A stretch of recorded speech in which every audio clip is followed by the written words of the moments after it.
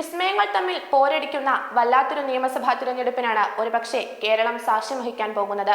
ഒരു ഭാഗത്തു നിന്ന് തുടങ്ങിയാൽ ഭരണമുന്നണിക്ക് നേരെയുള്ള പ്രതിപക്ഷ ശരങ്ങളുടെ വിസ്മയങ്ങൾ ശരശയ്യയിലെങ്കിലും ശ്വാസം പിടിച്ചു വെക്കാനുള്ള ഭരണപക്ഷത്തിന്റെ പെടാപ്പാട്.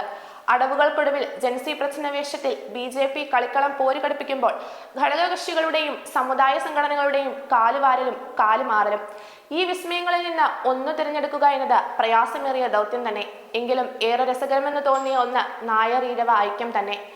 വീണ്ടും നായർ ഈഴവ ഐക്യത്തിന് വെള്ളാപ്പള്ളിയും സുകുമാരൻ നായരും നിയമസഭാ തിരഞ്ഞെടുപ്പിന് തൊട്ടുമുൻപ് നടത്തിയ സംയുക്താഹ്വാനത്തെ കൗതുകത്തോടെയാണ് രാഷ്ട്രീയ കേരളം ഉറ്റുനോക്കുന്നത്. Vellappally Natesan SNDP തലപ്പത്തും G Sukumaran Nair NSS general secretary സ്ഥാനത്തും എത്തിയ ശേഷം പലതവണ കൈകോർക്കൽ ശ്രമങ്ങൾ ഉണ്ടായിട്ടുണ്ടെന്നത് പുതിയ കാര്യമല്ല. AK ആന്റണി മുഖ്യമന്ത്രിയായിരുന്ന 2001 കാലത്തും ഉമ്മൻചാണ്ടി മുഖ്യമന്ത്രിയായിരുന്ന 2011 കാലത്തും ഇരു സമുദായ സംഘടനകളും ഒന്നിക്കാൻ ചില പ്രാരംഭ ശ്രമങ്ങൾ ഇന്നത്തേതുപോലെ ഉണ്ടായെങ്കിലും അതൊന്നും പരിപൂർണ ഫലപ്രാപ്തിയിലെത്തിയില്ല. നിസ്സാര പ്രശ്നങ്ങൾ പറഞ്ഞ് ഇരുവരും തമ്മിലുള്ള സഖ്യം വഴിപിരിയുകയായിരുന്നു എന്നതാണ് ചരിത്രം. അന്ന് ഇരു സർക്കാരുകളും മുസ്ലിം പ്രീണനം തുടരുന്നു എന്ന ആരോപണം ഇരു സംഘടനകളും ഉയർത്തിയതിനു പിന്നാലെയാണ് ഐക്യശ്രമങ്ങളിലേക്ക് കടന്നത്. പിന്നീട് പരസ്പരം ചെളിവാരി എറിഞ്ഞ് ഇരുവരും തെറ്റിപ്പിരിയുകയായിരുന്നു എന്നതാണ് യാഥാർത്ഥ്യം.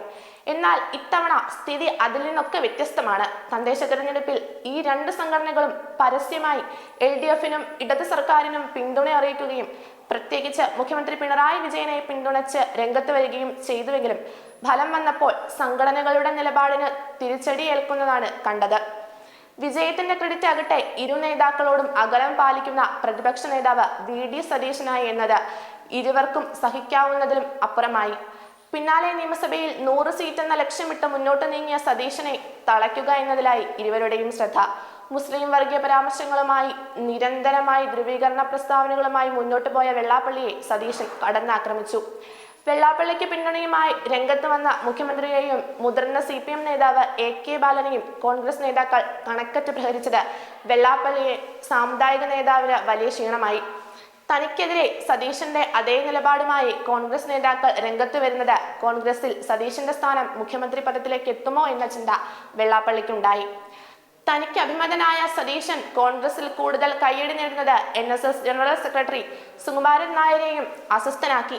അങ്ങനെയാണ് സതീശനെ ഒറ്റപ്പെടുത്തിയുള്ള ആക്രമണത്തിലേക്ക് ഒരുമിച്ച് കടക്കാൻ വെള്ളാപ്പള്ളിയും സുകുമാരൻ നായരും കൈകോർത്തെന്നാണ് രാഷ്ട്രീയ നിരീക്ഷകരുടെ വിലയിരുത്തൽ. 1996 നിയമസഭാ തെരഞ്ഞെടുപ്പിലാണ് NSS UDFനെതിരെ പരസ്യമായി രംഗത്ത് വരുന്നത്. 1995 പ്രധാനമന്ത്രിയായിരുന്ന നരസിംഹറാവു പെരുന്നയിലെ മന്നം സമാധിയിലെത്തി സമാധിയോട് അപമര്യാദയായി പെരുമാറിയെന്നതാണ് സുകുമാരൻ നായർ അതിനു കാരണമായി അന്ന് പറഞ്ഞത്. യഥാർത്ഥത്തിൽ കാലാവധി പൂർത്തിയാക്കാൻ അവസരം നൽകാതെ തനിക്കേറെ വേണ്ടപ്പെട്ട K കരുണാകരനെ മുഖ്യമന്ത്രി സ്ഥാനത്ത് നിന്ന് 1995 കോൺഗ്രസ് അധ്യക്ഷൻ കൂടിയായ നരസിംഹറാവു പുറത്താക്കിയതിലുള്ള നീരസമായിരുന്നു അതിനു പിന്നിൽ. പകരം AK ആന്റണി മുഖ്യമന്ത്രി സ്ഥാനത്തെത്തിയതിന് മറ്റൊരു കാരണം കൂടിയായി. 1996 തെരഞ്ഞെടുപ്പിൽ ചരിത്രത്തിന്റെ തനി ആവർത്തനമെന്നോണം UDF പരാജയപ്പെടുകയും LDF അധികാരത്തിലെത്തുകയും ചെയ്തു. പിന്നാലെയാണ് വിഖ്യാതമായ സമരദൂര സിദ്ധാന്തം NSS നടപ്പിലാക്കുന്നത്. എല്ലാ മുന്നണികളോടും സമരദൂരം പാലിക്കുക എന്നതായി NSS നിലപാട്. അത് തുടർന്നു വരുന്നതിനിടയിലാണ് 2011 ഉമ്മൻചാണ്ടി സർക്കാരിന്റെ കാലത്ത് തിരുവനന്തപുരത്ത് നടത്തിയ NSS സമ്മേളനത്തിൽ മന്ത്രിസഭയിലെ താക്കോൽ സ്ഥാനങ്ങളിലൊന്നും നായർ സമുദായ അംഗങ്ങളില്ലെന്ന ശക്തമായ വിമർശനവുമായി സുകുമാരൻ നായർ രംഗത്ത് വരുന്നത്. പിന്നാലെയാണ് അന്ന് KPCC പ്രസിഡന്റായിരുന്ന രമേശ് ചെന്നിത്തലയെ ഉമ്മൻചാണ്ടി ആഭ്യന്തരമന്ത്രിയാക്കി മന്ത്രിസഭ അഴിച്ചുമണിഞ്ഞത്. എന്നിട്ടും സുകുമാരൻ നായർ സമരദൂര സിദ്ധാന്തത്തിൽ നിന്നും വ്യതിചലിച്ചില്ല. എന്നാൽ കഴിഞ്ഞ വർഷം പമ്പയിൽ സർക്കാർ മുൻകൈ എടുത്ത് നടത്തിയ ആഗോള അയ്യപ്പ സംഗമത്തിന് മുന്നോടിയായി പിണറായി വിജയനെ പ്രകീർത്തിച്ചു സുകുമാരൻ നായർ രംഗപ്രവേശം ചെയ്ത സംഭവം UDFനെ ഞെട്ടിച്ചു. സ്വർണ്ണക്കൊള്ളയുമായി ബന്ധപ്പെട്ട UDF നേതാക്കൾ മുഖ്യമന്ത്രിക്കും CPMനുമെതിരെ രംഗത്ത് വന്നപ്പോഴും സുകുമാരൻ നായർ മുഖ്യമന്ത്രിക്ക് ശക്തമായി കവചം തീർത്തു. ഇതിനെല്ലാം പിന്നിലെ ലക്ഷ്യം VD സതീശനായിരുന്നു എന്നാണ് ഇപ്പോഴത്തെ സംഭവങ്ങൾ തെളിയിക്കുന്നത്. സതീശൻ പെരുന്നയുടെ തിണ്ണ നിറങ്ങിയെന്ന അധിക്ഷേപ പരാമർശം പോലും സുകുമാരൻ നായരുടെ ഭാഗത്തു നിന്നുണ്ടായി എന്നത് കാണാതെ വയ്യ. വെള്ളാപ്പള്ളി ആകട്ടെ മകൻ തുഷാർ വെള്ളാപ്പള്ളി BDJMS എന്ന സംഘടന രൂപീകരിച്ചു. BJP മുന്നണിയിലേക്ക് പോയതു മുതൽ ഇരുവള്ളങ്ങളിലും കാലുവെച്ചാണ് നിൽപ്പ്. സംസ്ഥാനത്ത് പിണറായി സർക്കാരിനും കേന്ദ്രത്തിന്റെ നരേന്ദ്രമോദിക്കുമൊപ്പമാണ് അദ്ദേഹത്തിന്റെ നിലപാടുകൾ.